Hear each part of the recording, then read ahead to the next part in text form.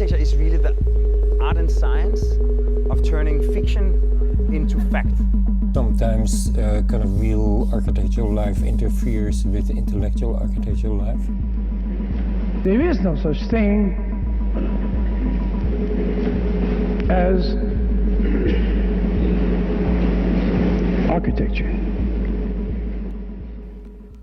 Hello, this is Vikram Prakash, and you are listening to Architecture Talk.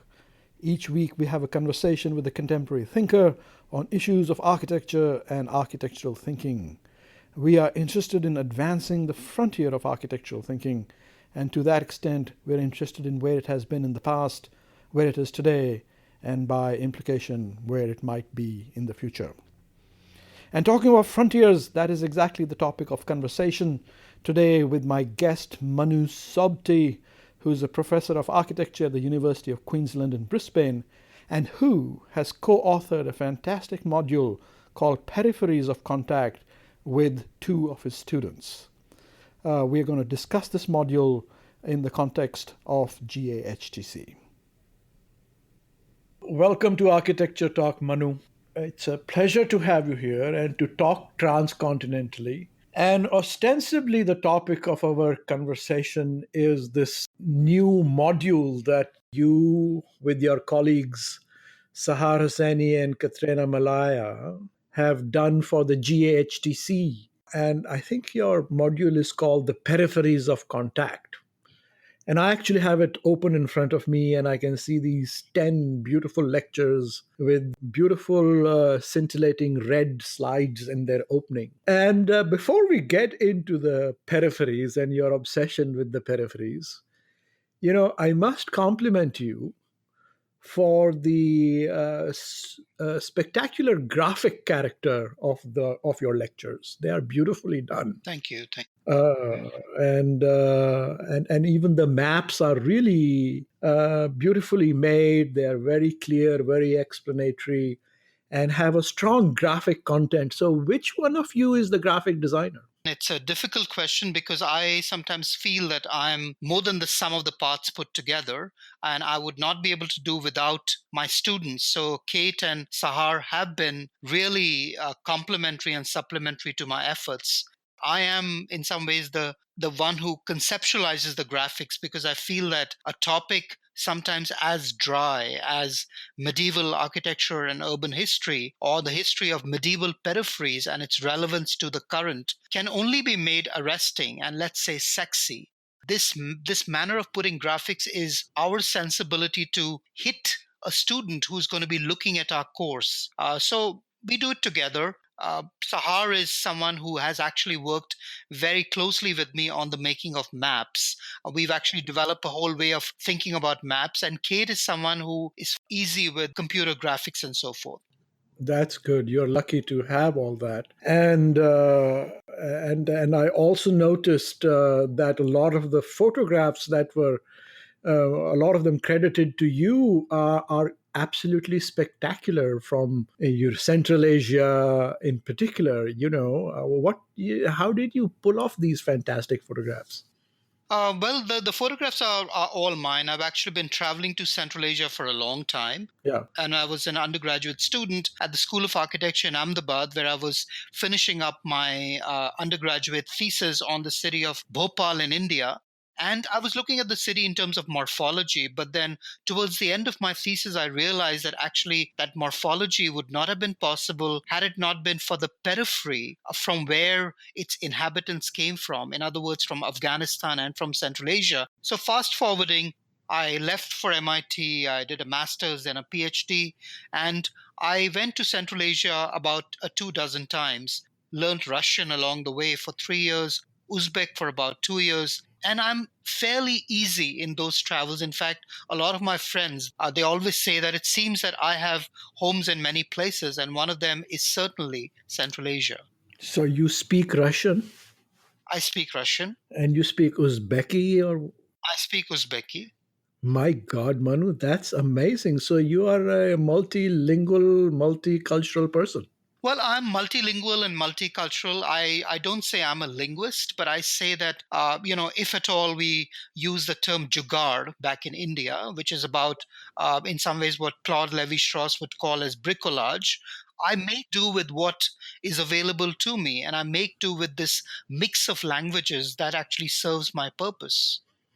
So, is there an equivalent to the word jugaad in Russian or Uzbeki? And no, not that I've come across. I don't think my vocabulary is that rich at this moment. I see. I mean, the Russians would love to borrow words from English. They would say mix. Are you using a special camera, or is this all iPhone photography? No. This is absolutely a special camera. For years, starting from 1994 till about 2002, I was photographing with a regular manual camera, a very heavy manual Minolta, and I have this kind of thing. I use the same thing again and again and again. So I had a Minolta camera that broke, and then I purchased the same one again, a 300, then a 700, with a beautiful wide-angle lens. So I have a collection of slides, about 14,000 regular slides, some of which are 14,000 slides. 14,000 slides of Central Asia and all my travels. Only some are digitized, not all. And then from 2002 onwards, I was able to, with grants, get my beautiful digital cameras. And now I have a Nikon that is really a heavy duty camera with a beautiful lens. And I have a plethora of images. In fact, I pride myself saying that I have images that no one really has. I'm the kind of person I've slipped into areas that would otherwise be extremely difficult to photograph and come back with fabulous looking images. I'm looking at this image of your in lecture 8. Mm-hmm. It says a typical steppe in the Tian Shan foothills in Xinjiang. It's a fantastic green, blue, and white image. Yes.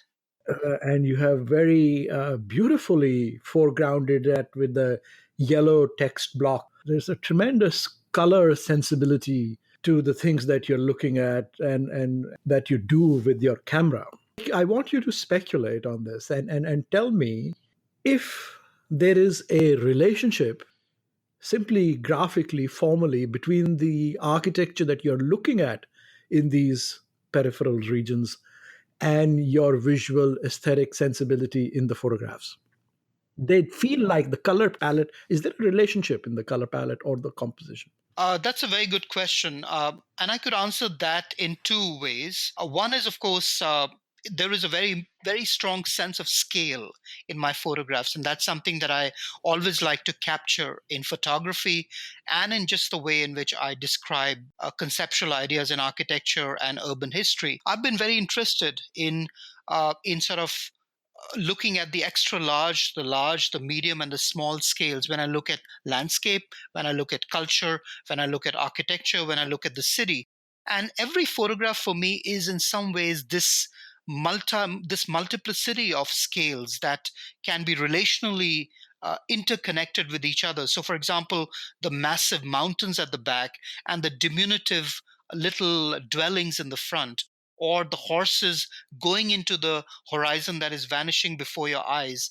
And maybe part of this is also my passion for Eurasia and my understanding that Eurasia is an unbroken landmass, or it was an unbroken landmass that could be traversed all the way from the western fringes of China all across to Constantinople or Western Europe. And this is how the nomads saw it, this vast landscape that was unbroken, that they knew the promontories of, that they knew the cultural moorings of, and they were able to negotiate between the terrains. I feel that my photographs want to do that. That's a struggle with which I always deal with.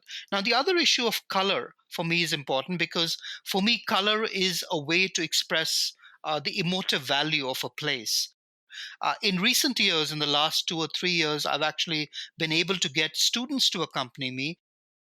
For example, if we were in the fort of Alexander, the Erikkala at Merv, I was talking to an architect student who's now working in an office in Madison, and I was talking about the way in which the armies of Alexander must have come to this place, found this round depression in the ground, and then actually built a fort because it seemed to be absolutely appropriate site for the fort, and so on and so forth. And by the time you come to the 13th and the 14th century, this particular fort, this round fort in the city of Merv, would have been completely abandoned and converted to, lo and behold, a watermelon plantation. Now, this particular way of talking about histories, histories that are sort of contrasting with each other and sort of which make the student look up and wonder in awe as to what the landscape holds or the secrets that it's hidden away once and for all, and how those secrets could be in some ways re-excavated through mapping, is something that I try to do in the way I talk and in the way in which I create those slides. So the picture is, for me, worth 1,000 words. And a picture is worth removing many layers of, very much like a Russian icon. I'm very fascinated by your kind of adoption of the vast open plains of the Central Asia steppes as your second homeland. Somehow you feel like a nomadic Mongol chasing after the armies of Genghis Khan, clearly, which is quite in contrast with the very well placed cultural location of growing up, I suppose, in India. So there's a sort of a relationship, like you started to already describe, between the idea of belonging and centrality that comes, let's say, from looking at a neighborhood in India, let's say the old city in Ahmedabad, Mm-hmm. and the distant peripheries. But your module focuses on peripheries versus centers. Mm-hmm. So, of course, important things happen at the peripheries. But explain to us what happens at the peripheries that makes its peripheral quality distinctive that you are trying to articulate through the lectures in this module. So that's a complex question, and I just wanted to say that even though I did grow up in a very tight neighborhood. I was born in Calcutta. It was a tight-knit family, then moved to Delhi and grew up in a tight-knit neighborhood, and sort of was part of a protective family where, there were particular ways to do things, certain acceptable norms. We always heard about the way in which we had come from the periphery. In other words, we were in some ways the offspring from a generation who had come across from Pakistan after the partition had actually happened. And we heard stories of that. Of course, these stories I could never test for myself because I did not have the resources as a child. Only when I became a teenager, I began to get rather mesmerized by these stories. My aunt, Krishna Sobti, who's a very well-known writer and who received the Gyanpith Award this particular year, she actually writes about this periphery, the periphery that we came from, the kinds of rivers that we crossed, the kinds of landscapes that were lost to the eye and are only part of our memories at this particular point in time. Way, way back, several years ago, when I was a teenager, right out of school, I actually helped her on one of her novels where she wanted a few sketches of what she was describing happened at that periphery, the large courtyard houses and how they really worked. So when I went to architecture school, in some ways, this background of the periphery was working constantly in my mind, especially so because of my experience in theater. I was a very great enthusiast for theater. I worked on stage for about 12 years as a student all the way till architecture school. And one of the things that theatrical performance and choreography really taught me was the way in which the background, the foreground, and the middle ground are framed, not just as a scene, but also as a story, as a narrative. And so when I went to architecture school, there was an expectation Of course, back in India, the expectation was that the architecture school is only about building. And it was all about building. First year passed by, second year passed by. There were stories that were told vis-a-vis our history courses. When third year came around, I realized that there was a whole way in which the city, the culture could be seen as a palimpsest. That was, of course, working drawing studio. So it was almost the antithesis to what I was really doing in architecture school. But they say that when you're trapped in a particular place, like in a prison or in a room or in a hotel room, you think about things that are quite the antithesis of that particular space at a metaphorical level. This was also the year in my third year that I actually went to Berlin and worked with this architect who was the chairman of the IBA. West Berlin was positioned at that time in 1989 as an island in the middle of East Germany. And so, in some ways, going from West Berlin to East Germany and thereafter to West Germany to meet my dear friend Karl in Munich was always about crossing peripheries, crossing these cultural boundaries that people and states had artificially created, boundaries that were sometimes 1 meter thick and boundaries that were often several kilometers thick. And there was a conundrum in my mind as to what is really the nature of this kind of periphery that I'm really looking for. So fast forwarding to your question about the periphery, I felt all along, by the time I got to my final year in architecture school back in India, that this whole idea of periphery was important, because even though I talked about in my undergraduate architecture thesis on the city of Bhopal and the way the city was founded by Pathan migrants from Central Asia and Afghanistan, I could not have talked about that thesis in that robust a manner if I was not aware of the peripheral underpinnings of these people, how these people came from Afghanistan through the Landi Kotal Pass in Afghanistan, across the Khyber Pass, into northern India, taking employment with the Mughal armies, and then at the death of Aurangzeb in 1707, disbanding from the Mughal army and fleeing to the outskirts of Bhopal to set up a new empire, an empire that was truly and in this very unashamed manner Pathan, because of the manner in which it remembered the way in which they were part of a social identity system. And Paul Connaughton, in his book How Societies Remember, talks about the way in which social choreographies are really important in the way people move from one place to the other.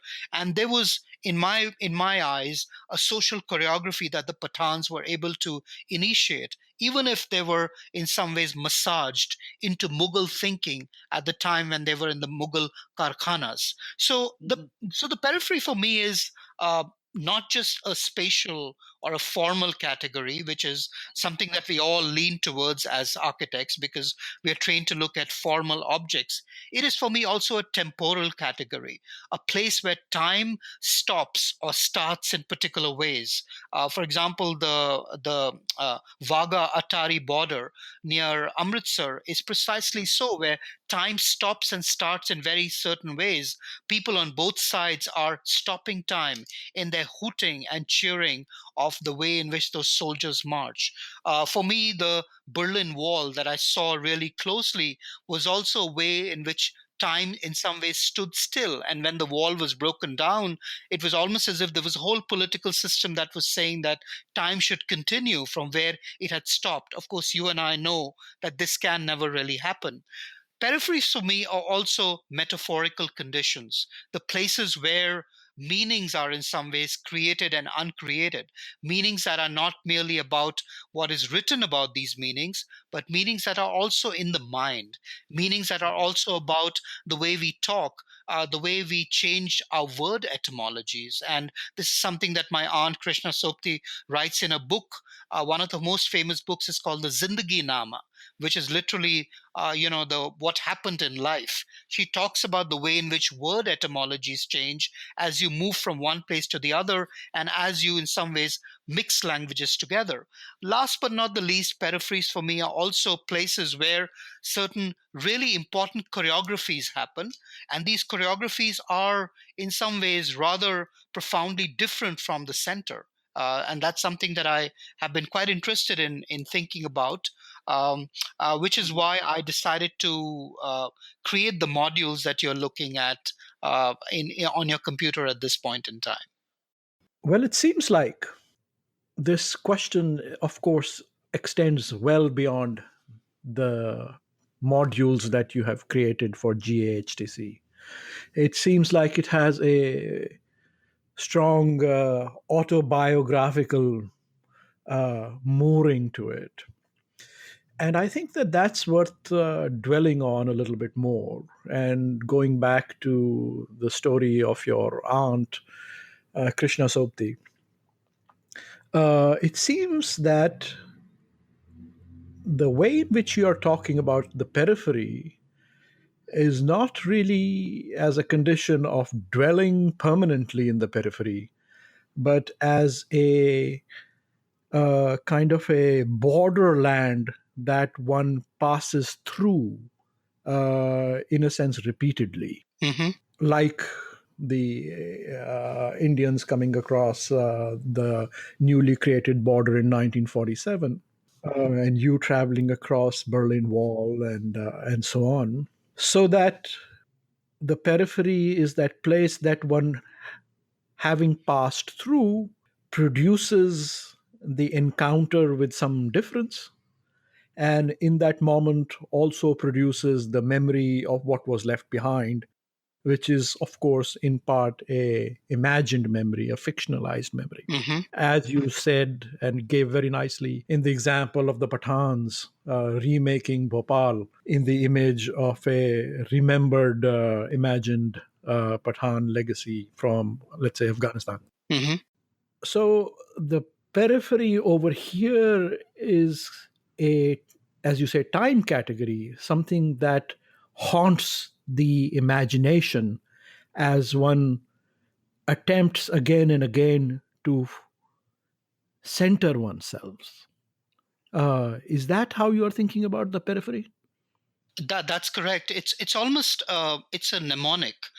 It's almost like the motif in the Fifth Symphony that comes and haunts you all the time. It's something that you would carry with you no matter where you went. One of the projects I'm currently working on, in fact, I have been working on that on this very large project for the last 5 years, and I've received a number of avenues of support for this project. I call it a filmic project, but in some ways it's a semi-autobiographical project. It actually looks at the Amu Darya River, the Oxus River in Central Asia, Right, and famous, the manner yeah. in the very famous river. And this river is approximately 1,600 miles long. It stretches from the east to the west, starting in the desert sands of Afghanistan and ending in the Aral Sea. And both of the parts of the world are embroiled in controversy and in conflict. But this particular river is quite spectacular. And in fact, it was part of the way in which I began to look at Eurasia differently, I say. I began to look at Eurasia, as I mentioned, all the way back in 1994. But it's only about 5 years ago that I realized that my looking at Eurasia was not enough, because I was looking at Eurasia in a very simplistic manner. I was looking at Eurasia in a manner where I was accepting the rather contrived sense of peripheries that a modern map actually provided to me.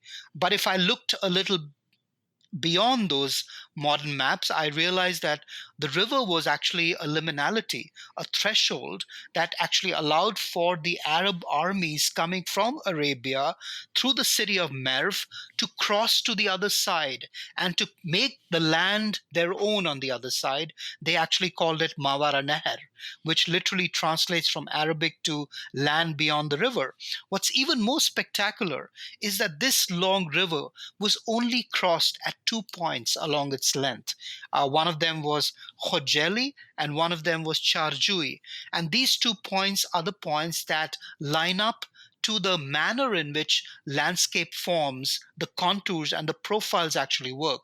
Now, this project would have been interesting, even the way I describe it, but it became even more interesting because at the time when I began to do this project, I actually picked up Al-Muqaddasi and Al-Tabari, who were writing accounts of the Arab armies moving across Central Asia into the region of medieval Khorasan, and how they crossed this particular river, the encampments that they created, the kinds of conflicts that they had, and the number of men that they lost. So I was, through my travels, able to visit every single point that was mentioned in these texts, geolocate those points, and thereafter acquire 2 years ago a declassified Soviet military map archive that actually gives me all the maps of this river, about 150 of them, and the 2 crossing points, and make a rhino's 3D model of that large landscape.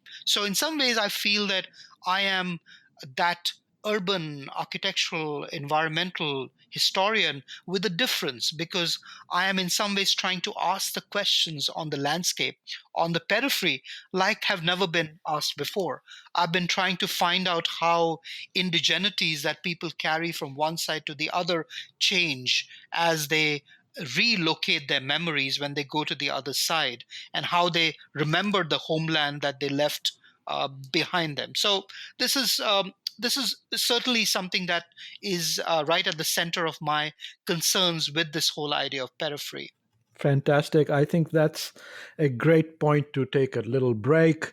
We are talking to Manu Sobti on the module that he co-authored on the Peripheries of Contact for GAHTC.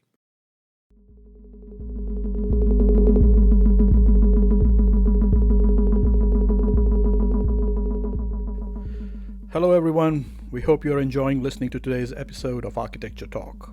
If you're a regular listener, please do subscribe to our mailing list by going to our website, architecturetalk.org. And of course, please don't forget to rate us on iTunes. Okay, let's get back to the conversation. Hello, this is Vikram Prakash, and we are in the middle of a fascinating conversation with Manu Sobti on the module for the GAHTC that he co-authored on the Peripheries of Contact. So, Manu, you were telling me about how people inhabit new landscapes through mnemonic cultural geographies, which is a narrative of displacement and remembering. And in a moment, we will try and delve into, specifics of architectural remembering. But before we do that, one of the things that occurs to me is that, you have traveled quite a lot and you know many languages, but in many ways, both you and I and so many people, we all feel displaced. We all feel like we are adapting and absorbing. We are running away from some places and adapting and absorbing into new places, and are even in a very contemporary way faced with this problem of the mnemonic. There are 2 options. One is one can sort of try and absorb in and become a new person. Some people do that. But mostly one tries to hybridize in some ways, create 2 fictional imaginations and try and merge them together.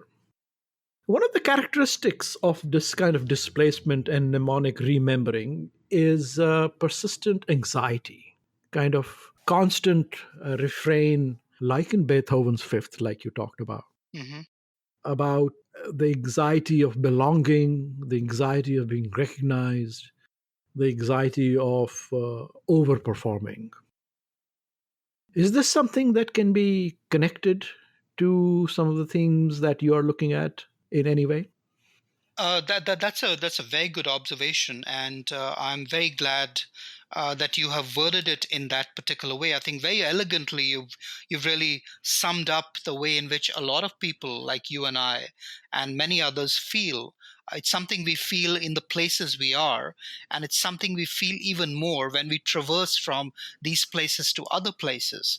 And the one thing that I've always, I started by creating a defense mechanism around myself by wearing armors, sets of armors, multiple sets of armors, you would say, that would actually allow me to comprehend one place versus the other, and a third and a fourth. And, this goes back to the sort of simplistic logic that we are taught as kids, that when you learn one thing, through that you learn the second, through that you learn the third. Or like when you learn a language, then one language helps you to comprehend the second. True, that is in some ways correct. However, when you come to more complex phenomena, such as the translocation or the dislocation from one culture to the other, the sort of heterotopia or dystopia that you sometimes feel yourself entering into, at least for the time being, then it actually becomes far more complicated. One of the things that I felt quite uncomfortable about was my arrival in the United States so many years ago. This was 1993, and I was considered to be a bright student in India. I had a good head over my shoulders. I did well in class, and when I arrived at MIT, I realized that it was a completely different world. It was a cultural shock of the closest and the most profound kind. Not that I did not know the language that people were speaking, not that I did not know how to excel, but the fact that the manner in which I combined my thoughts together was actually quite different. In fact, coming to MIT and thereafter going and doing a master's and a PhD and then continuing to teach in the United States and travel the world, the one really important lesson for me has been to actually forget and remember at the same time, to in some ways nuance my memory, to actually stop remembering things that I thought I knew very well. So, and a simple example of that was that, about an year into my studies at MIT in 1994, I met a professor from Italy who's my guru now, Attilio Petriccioli. I had known of Attilio's work for a long time prior to my arrival at MIT. I had all of his books, of course, photocopied because I could not afford the real books, and I got them with me. When I met Attilio was at MIT to actually become the chair of the Aga Khan program. He saw my collection of books and he was quite stunned at the fact that someone was collecting his books and collecting books in several other languages that this person could not really read. And I said that maybe one day, I told him, there would be a time when I would have the perspective to see the things that he had written through his eyes, because right now I knew India in a way that I knew it. And I found myself at MIT somewhat tongue-tied in his class, or in a class in Sybil Bozdogan's class, where we were looking at the other, we were looking at the subaltern, but it was something that I was not really familiar with, or at least the manner of its discussion was something that was completely outside my purview. Fast forwarding to all the years that have passed by, and my increasing levels of comfort with who I am, I think within the common social parlance, there is the expectation that you will have an attachment to place. And maybe that attachment to place is even more so for architects, because they are taught about genus loci, they are taught about how architecture is part of cultural, part of context. But I feel that it's time to revise that very deep-rooted tree, as it were, and go back to a much bigger concept, that maybe the idea of place could be replaced by the idea of placelessness. So in fact, the normative of being attached to one place could be replaced by the normative of being attached to several places, and to look at each place through different eyes, or to wear a different dress in every single place that you go. So that has really been my struggle. It's a struggle that I, in some ways, pass on to my students here at the University of Queensland School of Architecture. Last year, I arrived here from across the seas. My colleagues in Milwaukee, little expecting that I would leave after spending several years as a tenured associate professor and as chair of the PhD program. So I arrived here in Brisbane, and I was told I would teach a course which was titled Architecture in Asia. And in this course, I actually tell the students precisely what I have just mentioned, that Asia is not one place, but several. Its people do not belong to one city or one country, but several. In fact, these separations between place are at best artificial and at worst crippling, because they stop you from thinking who you really are. And that's the way we should think about cultural influences from the periphery coming to the center. We should not think about the periphery as a line drawn in the sand, but as a thick zone that allows for interactions to occur. We should not think about the center as a point, but as, in some ways, a large perimeter within which reside many differing influences. Okay, so I think historiographically speaking, I would say the significance of the project that you are doing and that you are articulating in this GAHTC module is that it helps displace the story from one of that of making centers and then losing centers. Think of the rise and fall of the Roman Empire, the rise and fall of the Renaissance Italianate cities, or the rise and fall of the Mughal Empire, which are all about making centers and losing centers.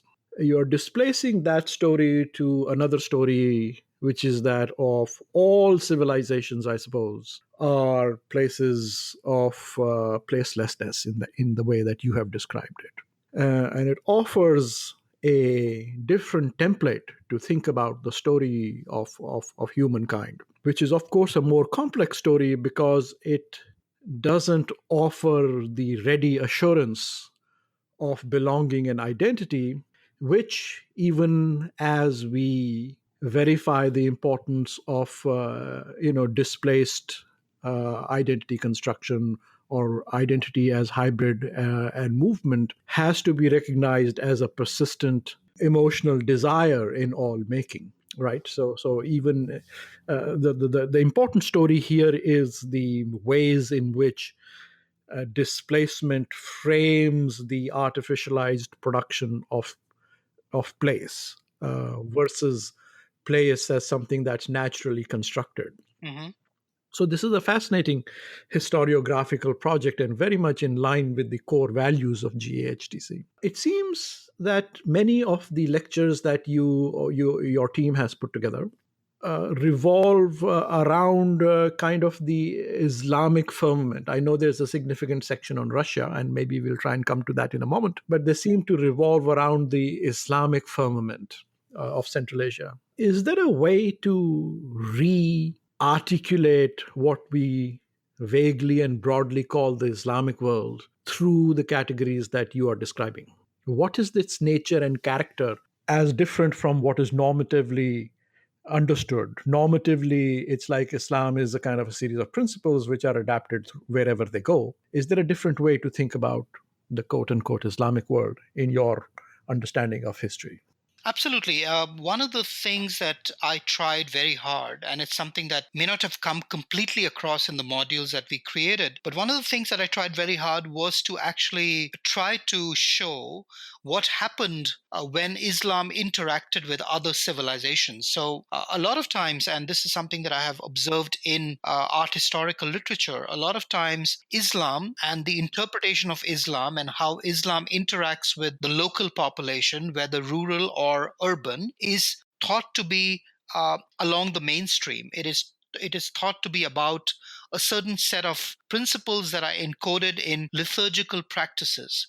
But what was actually quite important to me when I talked about Eurasia or Greater Eurasia, or the kind of Eurasia, or the nomadic empires that were stretching from the western fringes of China all the way across to Constantinople, was this propensity among nomadic empires never to take religion for granted. And therefore, their interpretation of religion was actually quite different than the interpretation of religion by seemingly more urbane or sedentarized populations. In fact, the nomads of Central Asia did not really adopt and adapt to Islam in the same way as some of the most sedentary civilizations elsewhere, which is why studying these particular nomads and the manner in which they create renditions of cities, settlement, culture, and architecture through their adaptation of Islam is actually quite important.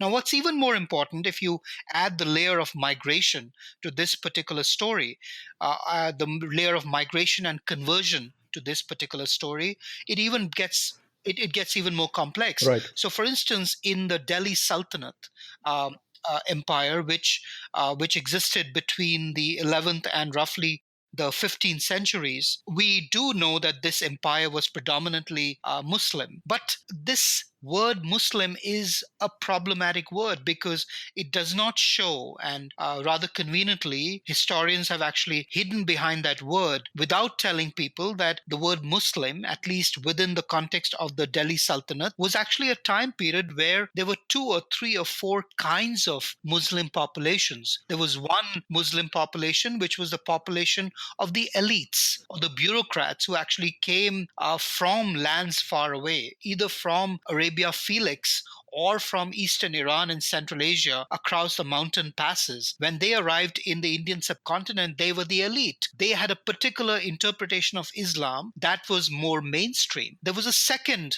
set of Muslim converts or Muslim believers who were the ones who had converted recently. They were recruits in the Turkish armies who had actually come into the Indian subcontinent, and they realized that in order to be part of the army, to actually be able to eke out certain advantages of taxation, it was important for them to have conversions to Islam. There was a third category of people who were the quasi-nomadic populations within the armies. These quasi-nomadic populations were important because when the Ghaznavids and the Ghurids arrive in the northern part of India, they actually need mercenaries who are really good fighters, who are good Javans, as they would be called later. But many of these fighters were not really very comfortable with the idea of conversion, or conversion that in some way stipulated certain kinds of liturgical conventions. Finally, there is a fourth category, and that fourth category are the indigenous converts to Islam. These are the indigenous populations of the Indian subcontinent who are seeing certain attractive practices happening because of conversions and because of the fact that you have an elite coming from far away who actually creates an upper echelon of society. So this indigenous population begins to convert to Islam. So if you look at these layer organization of Islam just around the time of the Delhi Sultanate, I think it is quite perplexing. And of course, it is this perplexing kind of situation that gives rise to the architecture of the Delhi Sultanate and the syncretic nature of this architecture that seems to borrow from Central Asia, Iran, but at the same time also mixes elements of indigenous language within the conceptualization of buildings and cities, but also in the language of the building itself, the nature of its building, and of course its craftsmanship. This argument that I'm giving about the way in which Islam needs to be looked at again, especially in this medieval period and with specific reference to the Central Asian nomads and their movements across large parts of the world, can also be illustrated elsewhere. And, good examples are Central Asia proper, or the city of Merv, or the city of Samarkand, or the city of Bukhara, or even Xinjiang in Western China, where you see two cultures in some ways coexisting. We are in some ways deliberately avoiding looking at the point at which Islam actually comes into these places, whether into Central Asia, whether into the Indian subcontinent, and the manner in which it's coming, its introduction, is a very different process than what we think about a religion doing to a place where it has never been there before. I mean, we call that word proselytize, but some people would call it conversion, but I actually call it assimilation. Right. As we move towards the end here, in lecture 5, which is on Central Eurasia, you describe this process of displacement as carrying and transferring cultural content. And I think what I liked was this very interesting word that you all have used over here. You say the transferring and mnemonic remembering and assimilation, etc., is done by using choreographies. I mean, that's a fantastic word, where choreography describes a kind of a design work which is done in time on a stage. And I think one can think of architecture, one can think of the making of Humayun's tomb in the Mughal times, or Quwwatul Islam Mosque, or many of these things as choreographed works. Do you have is choreography a good way to describe the processes of specifically of architectural design in such contexts? Absolutely, absolutely. In fact, choreography would be the only way, I think, to describe the manner in which the center and the peripheries were interrelated, not at the level of aerial photography that we can afford to do at this point in time, where we can look from above, but at the time when we are talking about, which is the early medieval era, which is roughly from the 7th to the 16th or the 17th century, choreography was in some ways the kind of vision of the world that these cultural groups actually carried with them. You could not separate choreography from the sense of the holistic empire of the nomads of Central Asia. You could not remove choreography from the minds of the Mughal emperors in India, who actually thought about the empire being an empire that stretched from the Indus River in the northwest all the way to the Narmada in the south, all the way to the Arabian Sea on the west and the Bay of Bengal on the east. So if you removed choreography, you would actually be nowhere. And many of these empires, and let's talk about the Mughals here. I think we have mentioned the Mughals. Mughals, for example, they relived this sense of choreography. Each time there was every year or every so many years, one of the most important things that these nomads who are in the process of sedentarizing, they continue to do is to maintain their contact with other nomads. And within Central Asia, this would have happened by the nomadic chieftain, by the great Khan, actually going to the peripheries of the settlement, to the pasture land, the so-called yaylak, where he would actually come to terms and he would talk to the tribal elders, something that Muhammad Mahmud Karzai also did at the Loya Jirga prior to actually taking control of Afghanistan. Right. And we in the West wondered what this Loya Jirga really was. But the Loya Jirga was very much like the Kurtile that the nomadic elders actually did at the time when Genghis Khan was almost about to cross the Danube, about 1225 CE. Fast forwarding to the Mughal era, then the Mughal emperors, they practice what scholars call as transhumance, where they are traveling with their large entourage of tents and almost literal cities of very large retaining populations, and they're moving from one central point to another central point to a third central point. Each time they move, they are in some ways re-establishing the choreographies that allow them to be the masters of their domain. In each of these places, they do what some scholars have now described as a royal hunt. And the royal hunt is about hunting, but it is also about establishing you as the master of that terrain. And in the royal hunt, they actually take a very large terrain, and in that large terrain, they actually show who's the boss by actually allowing for animals to be corralled and for the real hunt to really happen. And then following the hunt, the emperor, in which case it's Akbar or Jahangir or Shah Jahan or Aurangzeb, would actually show to the local population that they had arrived, and they would arrive again to the same place a few years from now. So this sense of choreography always happens. One last example that I would like to leave you with is the fact that the Timurids of Central Asia, who ruled between 1370 and 1505, The last of the Timurids was Babur, who crossed the mountains, the Khyber Pass, and then went on to establish the Mughal Empire in India in 1526. And then that gave rise to the Grand Mughal Empire all the way till 1857. Right. The Mughals were fascinated by their Turco-Mongol Timurid heritage. And in fact, this is something that we have not yet quite come to terms with, but at least till the reign of Emperor Aurangzeb, till about 1707, they were transfixed. They were mesmerized by trying to go to the other side of the mountains and reconquer their territories in Central Asia. Right. In fact, there were military expeditions sent in the reign of all the emperors to try to do that. Of course, they were complete failures because the Uzbeks of Central Asia were quite powerful by this particular point in time. Until the end of the reign of Akbar, which is about 1560 to 1605, every year the emperor would actually send an elephant, it is reported, to Central Asia to re-establish the sense of who the Grand King of Kings really was, and how the Grand King of Kings was presenting something that only he could present to his subjects elsewhere.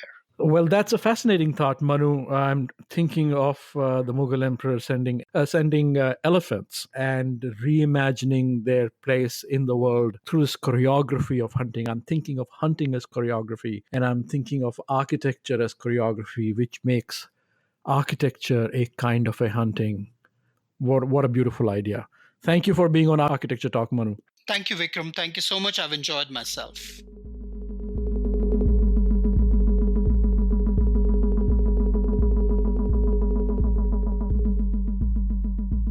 Thank you very much for listening to Architecture Talk. This is Vikram Prakash. I am the host of the show, and our show's producer is Elizabeth Umbenhauer. If you like the show, please do remember to subscribe on iTunes, Spotify, or wherever else you get your podcasts. And also take a moment and rate us on iTunes. Thank you very much, and see you next time.